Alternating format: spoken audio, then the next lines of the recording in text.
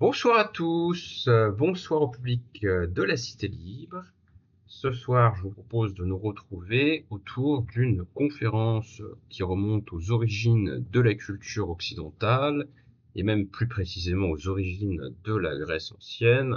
On va parler d'Homère, le fameux poète de l'Iliade et de l'Odyssée. L'angle sous lequel on va traiter d'Homère ce soir est celle de la possible influence ou la possible dimension sceptique dans la pensée et la poétique, c'est-à-dire le style littéraire développé par Homère, dont les écrits sont datés du 8e siècle avant Jésus-Christ. Pour ce faire, je vais m'appuyer sur un article d'une dénommée Sylvie Persaud, publié en 2008 dans une revue Cahiers philosophique, sous le titre Logique poétique et logique sceptique, Homère, le premier des sceptiques. Et moi, j'avais titré de manière peut-être un petit peu plus prudente que l'autrice Sylvie Persaud, Homère, le premier des sceptiques, point d'interrogation. Pour ouvrir l'article que j'ai consacré au sujet, qui reprend évidemment la matière largement de l'article de Sylvie Persaud, je l'ai fait précéder d'une petite citation de Nietzsche, un philosophe allemand du 19e siècle, dont la pensée est elle-même fortement marquée par le scepticisme. Je dirai un mot dans un instant du scepticisme, mais d'abord je lis cette petite citation de Nietzsche, c'est dans le tome 10 des œuvres philosophiques complètes, les fragments posthumes, datés du printemps-automne 1884. Et dans ces fragments qui sont pas dans les livres principaux de Nietzsche, mais qui sont dans des brouillons qui ont été compilés après sa mort, il écrit la chose suivante. Homère est pour moi la plus grande victoire sur le christianisme et les cultures chrétiennes. Alors il y aurait plusieurs interprétations et raisons possibles pour expliquer cette admiration de Nietzsche vis-à-vis de la figure d'Homère, de son œuvre évidemment. On peut penser évidemment à l'Iliade, qui est un chant guerrier, qui nous raconte une société guerrière archaïque, une société d'aristocrates guerriers, hein, c'est la morale voilà, des aristocrates contre celle finalement du christianisme, qui serait une religion des faibles, une religion des pleurnichards, une religion des vaincus de l'histoire, qui s'invente une victoire imaginaire sous la forme de l'invention d'une vie après la mort qui récompenserait les justes des injustices. Donc ça pourrait être effectivement Homère le nom d'une culture guerrière archaïque qui s'opposerait à la société et aux mœurs chrétiennes. Mais si on regarde les choses sous un angle qui concernerait moins les valeurs morales et plus la dimension philosophique et métaphysique, euh, si on part dans cette piste interprétative qui pourrait y avoir une dimension proto-sceptique en quelque sorte dans la vision du monde homérique, eh bien, ça nous expliquerait à la fois en partie cet intérêt de Nietzsche pour Homère, puisque sa pensée est elle-même sceptique, et ça nous expliquerait aussi la distanciation qu'il met entre Homère et le christianisme, puisque le christianisme, pour le coup, n'est pas du tout une vision du monde sceptique, c'est une vision du monde qui est très fortement affirmative, puisqu'il y a tout un tas d'entités qui sont posées comme existantes, qui sont affirmées, voilà, Dieu, les âmes immortelles, la vie après la mort, la distinction de la créature et du créateur, et tout un tas d'entités en plus, les anges, enfin tout ce qu'on veut, tandis qu'il n'y a pas du tout quoi que ce soit de cet ordre dans la vision d'Homère. Euh, Ça serait d'ailleurs discutable d'opposer métaphysique chrétienne et vision du monde homérique, puisque Homère est aussi, par certains aspects, évidemment, un poète du paganisme, un poète d'une culture où il y a des dieux hein, qui sont chantés et qui sont mis en scène justement dans les poèmes homériques. Donc ce serait quand même un petit peu discutable. Voilà, s'il y a une pensée homérique, c'est pas non plus une pensée athée ou anti-religieuse. Mais bon, voilà, c'est une piste et j'aime bien voilà mettre en dialogue des textes les uns avec les autres. Qu'il y ait cet intérêt, cette passion, cette admiration de Nietzsche pour Homère, ça va dans le sens d'un soupçon ou d'un questionnement. Voilà, y a-t-il pas une dimension sceptique chez Homère qui expliquerait justement cette réappropriation par Nietzsche au XIXe siècle? Allez, je lis un petit peu le début de l'article. Après qu'au VIe siècle avant Jésus-Christ, l'Iliade et l'Odyssée ont été fixées par écrit, à l'initiative de Pisistrate, pour être récitées lors de la fête des Panathénées.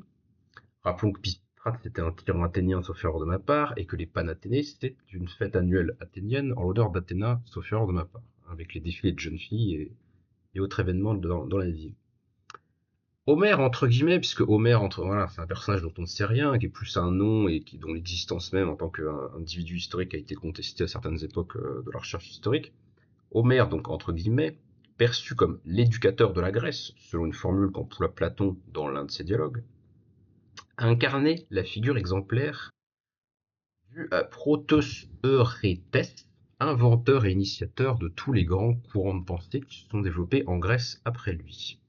On le considéra à la fois comme le premier des sophistes, le premier des tragiques, le premier des stoïciens, le premier des historiens, et c'est aussi à lui que Platon rapporte la tradition héraclitéenne du relativisme de Protagoras. Rien d'étonnant alors que certains, à ce que rapporte Diogène Laërce, fassent aussi remonter les origines du scepticisme à Homère. Donc en fait, tout le monde se réclame d'Homère, ou en tout cas toutes sortes de courants postérieurs se sont réclamés de la pensée d'Homère. C'est un peu une base commune de la culture grecque ancienne, puisque les couches sociales cultivées qui ont accès à l'éducation et à l'éducation écrite, à l'alphabétisation, étudient le grec, apprennent la langue grecque dans Homère. Donc c'est vraiment fondamental pour comprendre cette culture. Pourquoi est-ce qu'il y a cette appropriation, cette tentative d'appropriation du figure poétique d'Homère par les sceptiques?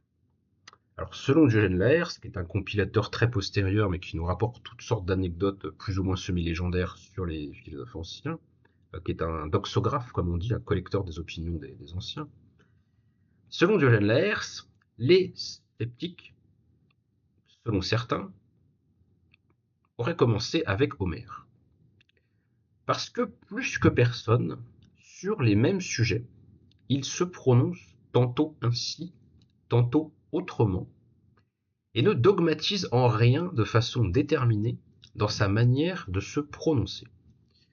Alors je ne fais pas ce soir un exposé détaillé sur la philosophie sceptique ou les philosophies sceptiques au pluriel, puisque le scepticisme a pris plusieurs visages et que c'est un terme qui tend à une certaine extension de signification, même déjà dans l'Antiquité. Il y a plusieurs auteurs sceptiques et ce sera l'occasion de les détailler dans des conférences ultérieures, mais Homère me paraissait un point de départ intéressant, ne serait-ce que pour des raisons chronologiques. Disons de façon générale que les sceptiques vont affirmer que ce qui est possible d'accéder pour l'être humain en tant que connaissance, ça se limite à des apparences, ça se limite à des perceptions sensibles, des perceptions qui sont celles de tel et tel individu particulier, à tel et tel moment particulier. Et il n'y a pas de connaissance qui dépasse finalement cet ancrage individuel et relatif, contextuel et momentané. À certains moments donnés, une table nous apparaît comme étant d'une certaine couleur, mais si on la regarde sous un autre angle, avec un autre éclairage, elle nous apparaîtra d'une autre couleur. Si on supprime toute espèce de lumière, est-ce que la table a encore une couleur, puisqu'on n'en perçoit plus? Et puis, certains aliments paraissent sains aux uns et mortels aux autres, ou ils rendent malades les autres en tout cas, etc., etc. Donc les sceptiques sont des philosophes extrêmement sensibles à la variabilité des expériences et au fait que quand on pense connaître une chose, c'est toujours le point de vue de quelqu'un à un instant T dans des conditions déterminées. Et il s'oppose, hein, c'est ça la thèse centrale de la philosophie sceptique, au fait qu'on fasse des énoncés qui caractérisent les choses de façon absolue sans se référer au fait que c'est la perception subjective d'un individu dans un contexte précis. Pour un sceptique, on a le droit de dire que cet objet me paraît chaud, mais on peut pas dire que cet objet est chaud en soi, et ainsi de suite de n'importe quelle entité. Donc il n'y a pas de connaissance de la chose en elle-même, ou d'une chose qui dépasserait la perception individuelle, ou plus exactement, parce qu'il y a plusieurs variantes de scepticisme, en tout cas une certaine attitude sceptique qui s'est développée dans l'Antiquité, c'est celle qui consiste à ne pas se prononcer sur la possibilité ou pas d'affirmer une chose ou le contraire d'une chose à propos de quelque chose.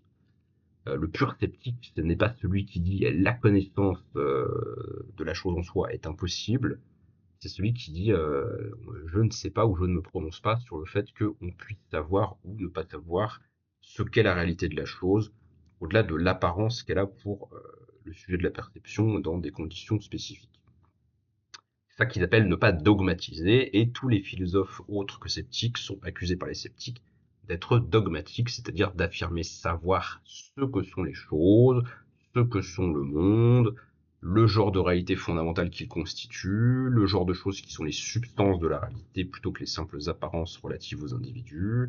Les autres philosophes, pour certains, pensent que la science est possible, donc un savoir déterminé, absolu, etc., etc., toutes choses que réfutent les sceptiques. Et c'est un courant de pensée qui va, je ne fais pas toute une conférence sur l'histoire du scepticisme non plus, mais qui va avoir toutes sortes d'incarnations et de retours tout au long de l'histoire de l'Occident, en particulier à la Renaissance et à l'époque moderne, qui va influencer toutes sortes de philosophes et d'auteurs postérieurs. Alors pourquoi est-ce que les sceptiques anciens, ou en tout cas certains d'entre eux, se réclamaient d'Homère? C'est ça qui nous intéresse ce soir spécifiquement. Selon Diogène Laërce, Philon d'Athènes, qui était proche de Pyrrhon, le premier des philosophes qu'on qualifie de sceptique. Pyrrhon, c'est un contemporain d'Alexandre le Grand, c'est quelqu'un qui fait partie de l'expédition d'Alexandre le Grand, donc on est autour du IVe siècle, si je dis pas trop de bêtises dans ma chronologie des Grecs. Et alors, selon Diogène Laërce, qui se réfère à Philon d'Athènes, il paraîtrait que Pyrrhon admirait beaucoup Homère. C'est vous dire à quel point on a une chaîne de témoignages un peu indirecte. Donc Pyrrhon, le premier des sceptiques, Pyrrhon d'Élis, la cité grecque, citait volontiers Homère qu'il admirait, et il donnait comme exemple ces vers de l'Iliade au chant 20 de l'Iliade.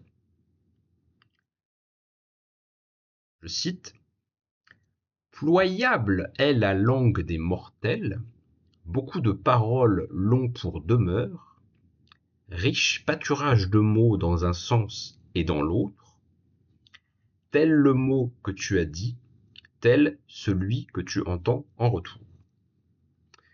Ces paroles un peu énigmatiques du chant homérique qui étaient commentées par Pyrrhon en termes sceptiques. Selon lui, Homère ici veut parler de la force égale et de l'opposition des discours. L'un des thèmes ou d'une des thèses des sceptiques pour justifier leur position d'abstention d'affirmation sur la nature des choses, c'est qu'il existerait des arguments valables de force opposée sur toute thèse possible et imaginable, du style, je sais pas moi, la justice, c'est faire la volonté de Dieu, il y a une vie après la mort, ou toute autre proposition affirmative, voilà, pour un certain nombre de sceptiques, euh, peut aussi bien argumenter d'une chose et de son contraire avec des arguments de force égale. Il n'y a pas de raison ou voilà, de chaîne démonstrative qui pourrait ébranler justement la capacité d'arriver à une certitude sur la vérité des choses. Donc, ce que Pyrrhon, d'après ce témoignage, admire chez Homère, c'est l'absence de dogmatisme et de définition. On pourrait opposer le mode de pensée, homérique au mode de pensée de Socrate, par exemple, puisque Socrate, dans les dialogues de Platon, souvent cherche la définition de quelque chose. Qu'est-ce que la sagesse? Qu'est-ce que la vérité? Qu'est-ce que le bien? Ainsi de suite. Et évidemment, savoir l'essence d'une chose, c'est savoir sa définition du point de vue gnoséologique, du point de vue de la connaissance. Tandis que chez Homère, il y aurait des descriptions, des sensations, des tableaux, comme le célèbre tableau du bouclier d'Achille qui a donné le genre littéraire de l'ekphrasis. Voilà, ce qui apparaît à tel personnage à tel moment donné, mais c'est toujours finalement relatif à ces circonstances particulières, c'est jamais une définition qui se veut substantielle et universelle que pourrait partager toute conscience possible s'agissant d'une réalité déterminée.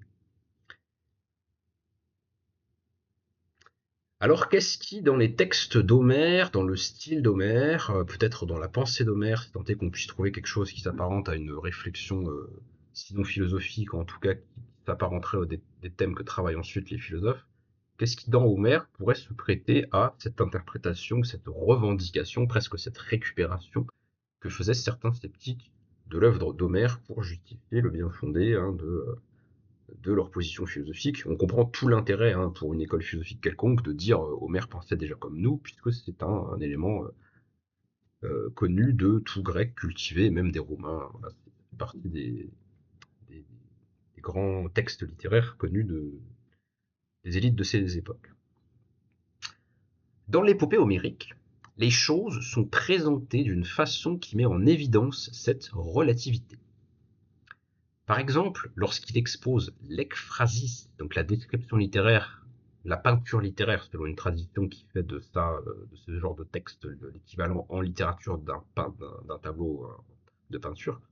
Selon l'ekphrasis que fait Homère du bouclier d'Achille au chant 18 de l'Iliade, le poète fait se succéder des points de vue variés pour présenter les bœufs. Les bœufs sont simples objets de rapine dans l'optique des soldats ennemis. Ils sont, en tant que bêtes de sacrifice, dotés d'une valeur religieuse par le roi, tandis que, pour les paysans, les bœufs sont des animaux d'élevage. Et du point de vue des lions, les bœufs sont des gibiers de chasse. Donc il y a des façons différentes relatives à des entités différentes, même des entités qui ne sont pas des humains, puisqu'il est question des lions, qui ont un point de vue sur ce que c'est qu'un bœuf finalement. Mais ça dit jamais l'essence même du bœuf, c'est ce qu'est le bœuf pour un sujet qu'il perçoit. Et ça fait vraiment fortement penser à la philosophie de Nietzsche, ou en tout cas de l'interprétation qu'en donne par exemple Deleuze dans son livre sur la philosophie de Nietzsche, lorsqu'il dit quelque chose, alors je ne me souviens plus de la formule exacte, mais quelque chose du style la réalité d'une chose, c'est ce qui est possible de, comment il dit ça exactement, euh, la réalité d'une chose, c'est ce qui permet à des forces de s'en emparer pour lui conférer un sens, en quelque sorte. Donc il n'y a pas d'essence dans une perspective sceptique ou empiriste d'ailleurs. Euh, voilà, le bœuf en soi c'est rien, mais ça devient quelque chose pour un sujet qui lui confère un sens. Donc, finalement, on est proche de cette philosophie nietzschéenne sur laquelle il n'y a que des forces qui interprètent, s'approprient la réalité et dotent les choses d'un sens qu'elles n'ont pas en elles-mêmes.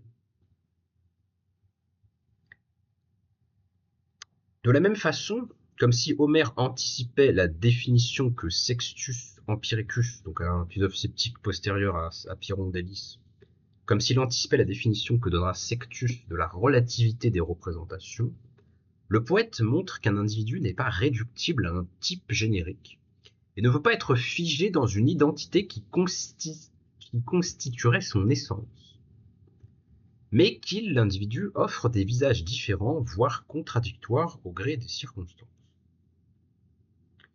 Un exemple particulièrement éclairant figure au chant 3 de l'Iliade, dans l'épisode bien connu de la technoscopie, qui permet d'observer l'acuité avec laquelle le poète a illustré cette vertigineuse labilité des apparences.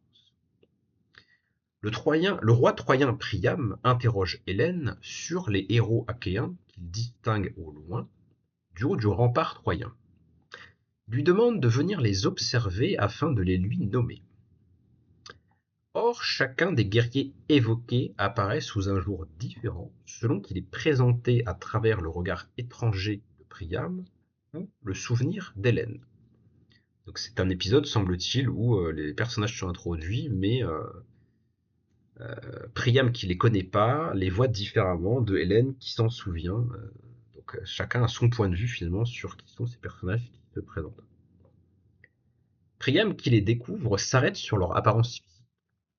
Il perçoit Agamemnon comme un homme qui en impose par sa taille extraordinaire. Il perçoit Ulysse comme un guerrier aux larges épaules, et Ajax comme quelqu'un dont se manifestent la noblesse et la grandeur. Mais le point de vue d'Hélène, qui les connaît bien, ces rois grecs qui l'ont courtisé à une époque pour un certain nombre d'entre eux, introduit des variations dans leur description. Elle caractérise Agamemnon par l'étendue de son pouvoir, Ulysse par son esprit rusé, et Ajax par sa taille extraordinaire.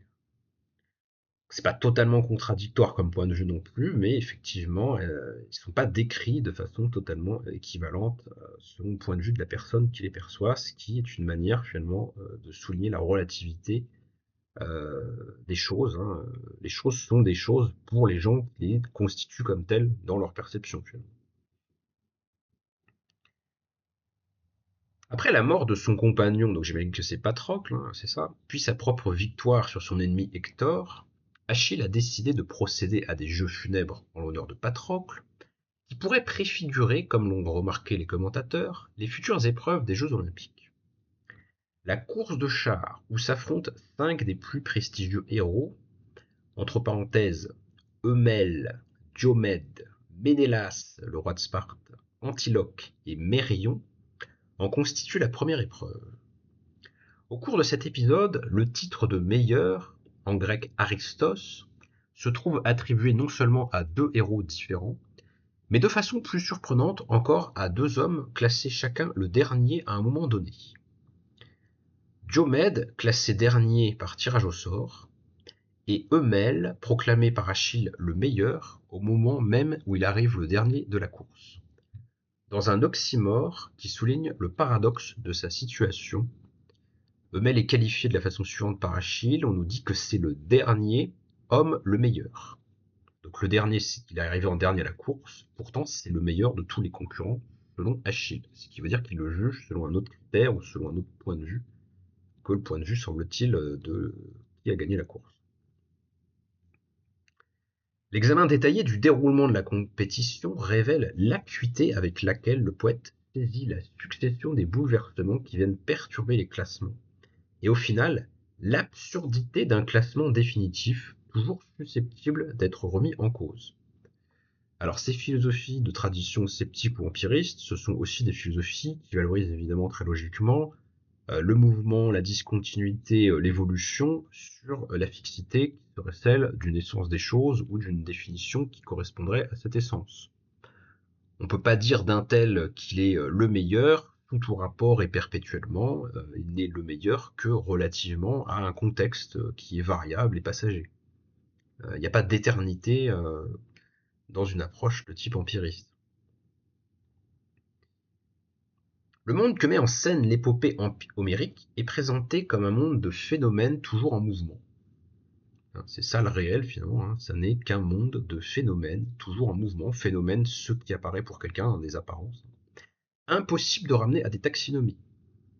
Ni classification ne sont vraiment légitimes, ni science qui relierait une cause et ses effets selon des lois nécessaires ou quoi que ce soit n'est possible dans cette vision du monde. Une telle appréhension de la réalité entre en convergence avec la pensée sceptique qui, pour combattre le dogmatisme, va jusqu'à refuser tout discours théorique qui aboutirait à fixer les choses. Les choses ne sont pas, elles deviennent. Y a un linguiste ou un chercheur quelconque qui a travaillé sur Homère qui soutient que chez Homère, il n'est jamais question d'abstraction. Il n'y aurait pas d'abstraction, de processus de pensée de type abstractif dans la vision du monde d'Homère. Ça semble un petit peu problématique et contestable, parce que comment parler ne serait-ce que d'un nuage, si un nuage, ce n'est pas déjà une abstraction réalisée par le langage d'un ensemble de phénomènes perçus, du style, tiens, là il y a une tache de couleur, là il y a une tache de couleur, et puis tout ça ensemble, ça fait un truc général qui serait le nuage. C'est problématique de soutenir ça, quand même. Achille soutient alors que seule une perception circonstancielle des choses permet de connaître la vérité, entre guillemets vérité, dans la situation présente, et que l'on ne doit se fier qu'au regard d'un observateur attentif aux fluctuations du réel, hic et nunc, ici et maintenant. Il cite un vers d'Homère là aussi, avec Achille qui parle. Allons, restez donc là, assis dans l'assemblée, et tournez vos regards vers les chars. Ils se hâtent vers la victoire et vont bientôt être ici. C'est alors que vous saurez chacun quels sont parmi les chars d'Argos ceux qui sont au second et au premier rang. Confirmant l'approche empirique d'Idioménée, auquel il emprunte son vocabulaire, verbe de perception et adverbe spatio-temporel, Achille proclame qu'il faut savoir se défaire des identités ou des taxonomies préétablies pour se rendre apte à capter les manifestations véridiques de la réalité. Car l'excellence se manifeste concrètement à certains moments critiques. C'est la notion de kéros en grec ancien, le moment propice pour faire une certaine action spécifique. Avant c'est trop tôt, après c'est trop tard. Donc il y a un moment propice à chaque action. L'excellence se manifeste concrètement à certains moments critiques, dans certaines circonstances imprévisibles le plus souvent, comme le note le poète à propos du dernier stade de la course. Pour ne pas bloquer le mouvement de la pensée, il cherche des expressions révélatrices de la disposition sceptique, telles que les comparaisons ou les approximations, comme pas plus ou peut-être, expressions dont l'auteur explique pour conclure qu'elles sont relatives. De tels principes sont repérables dans la langue des poèmes homériques. Donc il y aurait des structures linguistiques, des manières de parler, des manières d'écrire qui seraient communes finalement au style de littérature sceptique des philosophes et au style des poèmes d'Homère. De tels principes sont repérables dans la langue des poèmes homériques, et quelques exemples suffiront à rappeler que la parataxe, les figures d'accumulation et les expressions relatives constituent des traits récurrents bien connus du style homérique. La parataxe, c'est un mode de construction des phrases dans lequel aucun mot de liaison n'explicite les rapports syntaxiques de subordination ou de coordination qu'entretiennent des phrases ou des mots. Alors, exemple de parataxe. Chateaubriand, dans ses mémoires, on nous dit « Les bonnes fondent sur moi, point virgule, je leur échappe, point virgule, je cours me barricader dans la cave de la maison. » Autre exemple de parataxe attribué à Jacques Brel. « Ne me quitte pas, il faut oublier, tout peut s'oublier qui s'enfuit déjà. » Donc ce seraient des phrases où finalement il manque un peu les conjonctions de coordination qui introduisent des subordinations, des propositions subordonnées relatives et autres trucs qui montrent qu'il y a une hiérarchie entre les morceaux de la phrase en fait. Dans la parataxe, il n'y a pas de hiérarchie bien nette des parties de la phrase, comme si on avait affaire à une succession de perceptions dont aucune n'est ni vraiment consécutive ou causée par ce qui précède, ni vraiment déterminante pour ce qui suit. Bref, une sorte d'équivalent linguistique de la suspension de la causalité dans l'interprétation de l'expérience. Les poèmes homériques présentent des séquences d'actions successives sans les relier explicitement à un principe de causalité ou de finalité. Donc un monde dont on a mis entre parenthèses le fait qu'il pourrait être ordonné vers des fins ou dirigé par une providence, et dont on a mis entre parenthèses qu'il pourrait être régi par des lois ou de la causalité, ce qui est tout à fait ce que soutiennent les philosophies de type empiriste ou sceptique. Voilà. On voit des choses, mais qu'elles aient des liens causaux n'est pas démontré pour des philosophes sceptiques comme David Hume ou Nietzsche ou Montaigne ou n'importe quel sceptique. Les systèmes coordonnants qui varient de la coordination simple offrent la possibilité d'évoquer les choses selon une pure suite temporelle ou factuelle, comme dans le cas de la course de chars étudiée plus haut, détachée de l'optique taxinomique, de la réorganisation causale ou de la réinterprétation rétrospective. La parataxe permet aux poètes de capter dans leur flux irrégulier des images fulgurantes et instantanées pour les exposer au fil de leur surgissement sous les yeux des spectateurs. Donc on est très proche d'un mobilisme généralisé, d'une vision du monde empiriste. Ça peut faire penser par certains aspects à la philosophie de Bergson, à la philosophie de Gilles Deleuze, à des philosophies qui pensent que ce qui est vraiment accessible à la raison humaine sont des successions de perceptions plutôt que des schémas causaux, des lois, des classifications qui nous feraient saisir ce qu'il y a de commun et d'universel dans des particuliers empiriques divers, etc. Usant de l'anaphore ou de sa forme élaborée, l'épanaphore, la parataxe vise en effet à donner à chacun des éléments qui se succèdent un relief particulier, à faire accéder chacun au premier plan, tout en introduisant un mouvement continu qui interdit toute taxinomie. On fait en quelque sorte partager la découverte des éléments singuliers à l'interlocuteur au fil d'un discours qui s'apparente à ce que G. Molinier appelle des phrases tapisseries. Dans une approche empiriste ou sceptique, voilà, il n'y a que de l'apparence, rien n'est vraiment plus important qu'autre chose, rien n'est vraiment causé par autre chose, il y a ce qui se présente à l'individu, ce qui se présente à lui n'est pas ce qui se présente pour quelqu'un d'autre. C'est un monde de premier plan, d'immanence et de relativité pure. L'un des adjectifs qu'on associe le plus souvent dans la littérature philosophique à l'empirisme, c'est tel auteur a un empirisme plat. L'adjectif plat, on le colle tout le temps à l'empirisme, généralement pour le discréditer. Il ne faudrait pas penser en versant dans un empirisme plat. Pourquoi est-ce qu'on met plat? Pour discréditer, mais cet adjectif, il saisit quelque chose de très pertinent d'une vision empiriste du monde. Il n'y a pas de second plan. Il n'y a que du premier plan. Il n'y a que du phénomène. D'ailleurs, parler de phénomène est même une faute de langage d'un point de vue empiriste ou sceptique, parce que ce serait suggérer qu'il y aurait un au-delà du phénomène, une essence, un arrière-monde, etc. Toutes choses que vont nier les auteurs sceptiques, comme Nietzsche, comme d'autres. Tout est au premier plan, tout est sans au-delà de ce qui est dans la perception. Rien ne permet de dire que l'objet continue d'exister au-delà de la perception qu'on en a. Il n'y a pas de réalisme ontologique pour un empirisme ou un sceptique. Alors, cette technique d'accumulation des motifs constitue une constante de la diction homérique. Un seul exemple permettra d'en saisir l'efficacité.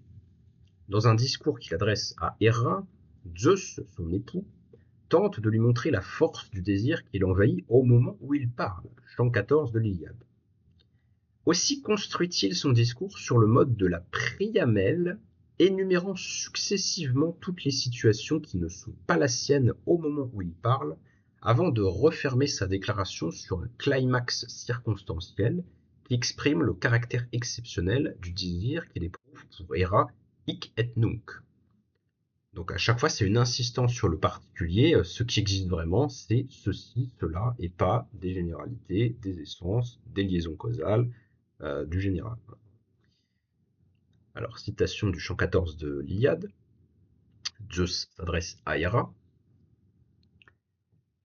Non jamais encore pareil désir d'une déesse ni d'une femme n'a à tel point inondé et dompté mon cœur en ma poitrine, non pas même je fus pris de désir pour l'épouse d'Ixion, non pas même pour Danaé aux fines chevilles, la fille d'Acrisios, non pas même pour la fille de l'illustre Phénix, non pas même pour Sémélé, ni même pour Alcmède, à Thèbes, non pas même pour Déméter, la reine aux belles tresses, non pas même quand ce fut pour Léto la glorieuse, ni même pour toi-même, comme aujourd'hui je te désire, et que tu me tiens le doux désir, et que me tient le doux désir.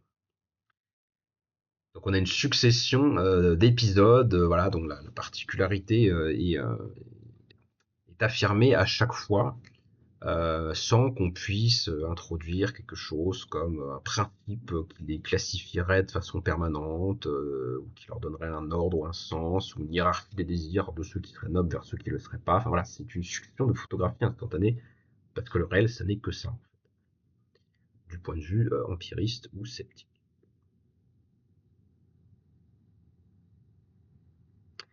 Non seulement dans ce discours, la relativité des situations est mise en relief par l'accumulation comparative des expériences, mais encore les deux derniers vers où se concentre le climax de la priamelle suggèrent la relativité même de la relation de Zeus à Héra.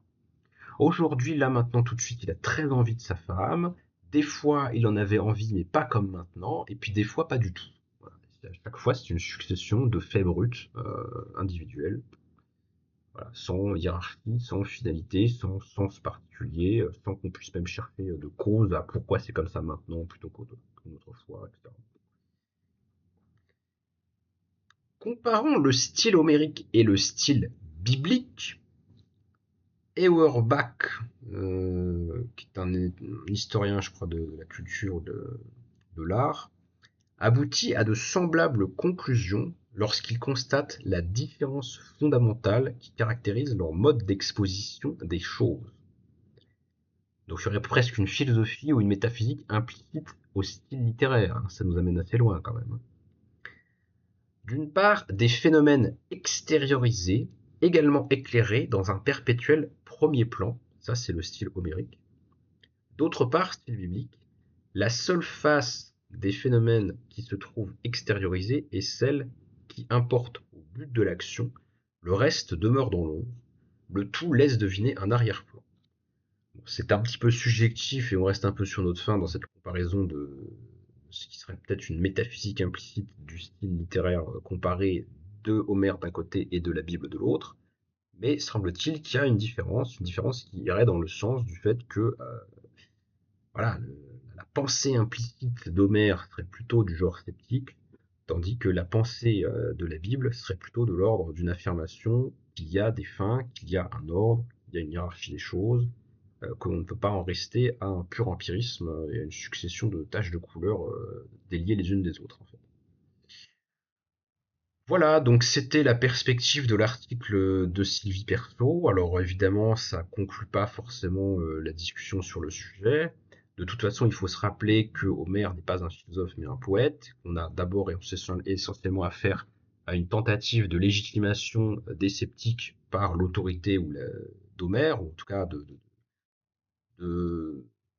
une tentative de rendre leur philosophie peut-être moins incongrue ou moins étonnante qu'elle peut paraître à ceux qui n'y sont pas familiers, en leur disant que finalement ça n'est jamais que la pensée qui est déjà dans ce qu'ils connaissent quand ils sont cultivés, c'est-à-dire quand ils connaissent l'Iliade et l'Odyssée, nos chers intellectuels de Grèce ancienne.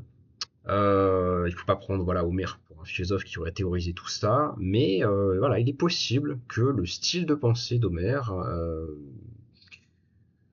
et des affinités, disons ça comme ça, avec le mode de pensée des sceptiques, qui expliquait la sympathie qu'un certain nombre d'entre eux, y compris Nietzsche au XIXe siècle, aient éprouvé à l'endroit de son œuvre.